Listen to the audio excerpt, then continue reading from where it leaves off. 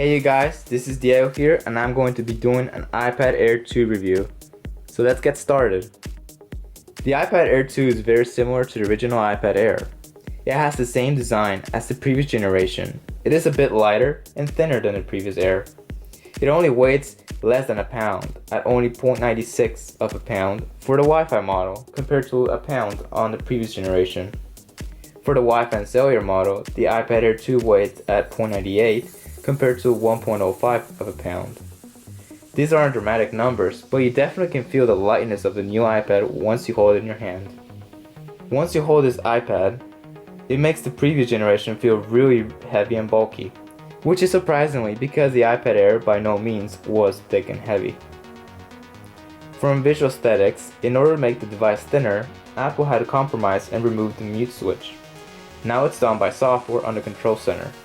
In addition, the new iPad Air 2 has Touch ID, which was introduced on the iPhone 5s.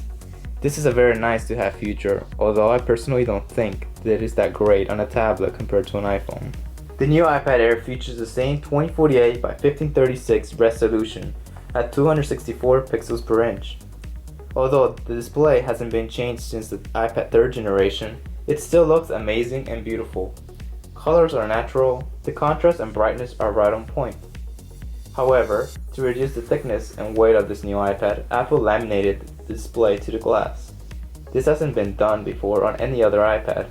The result is an iPad that's thinner, lighter, and less reflective. The iPad Air 2 sports Apple's new A8X chip.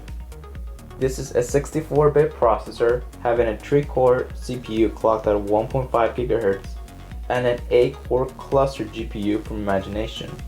From a Geekbench perspective, the iPad Air 2 scored a single score of 1803 and a multi-score of 4515. This is a beast tablet. If you're looking for a tablet that has the best specs right now, this is the one to get. Along with the new processor, Apple paired it with 2 GB of RAM. Again, double the amount of RAM than the previous iPad. The new iPad runs smooth as a baby's bottom. Scrolling on websites are smooth, swiping between pages are smooth, swiping between apps, even going back to the home screen. The animations never stutter, something that the original iPad Air had an issue with. I'm a person that likes to have a lot of apps on my devices, and this iPad doesn't slow down no matter what I throw at it. This new iPad is aimed for heavy gamers on tablets more than anything else. If you're just a casual user, the previous generation iPad should fit your needs. Apple also upgraded the rear camera to an 8 megapixel shooter with a f2.2 aperture lens, in similar optics of the new iPhone 6 and 6 Plus. The new camera certainly takes better pictures. Colors come natural and balanced. However, due to the lack of flash, it does suffer in night situations as it starts to get noisy. Now, let's talk about battery life. Apple did make the battery smaller on the iPad Air 2 by 15%.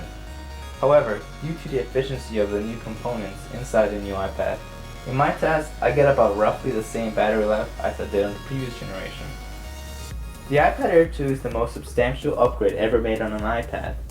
The smaller, thinner, and lighter design, the new A8X chip that destroys the competition, the enhanced Retina display which reduces glare, the new rear and front camera, they are surely very tempting reasons for users to either upgrade or buy this new iPad. However, I feel like Apple is lacking its innovation on the software side. To me, this is an iPad that is half-baked. Sure, there's a great potential on this new iPad, but I wish multitasking side by side, which will make it even more compelling for users.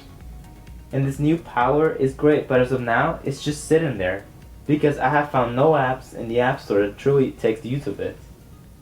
This will take a while until developers find new ways of using it. Having that said, if you're someone out there buying a tablet, be sure to put this new iPad on your checklist.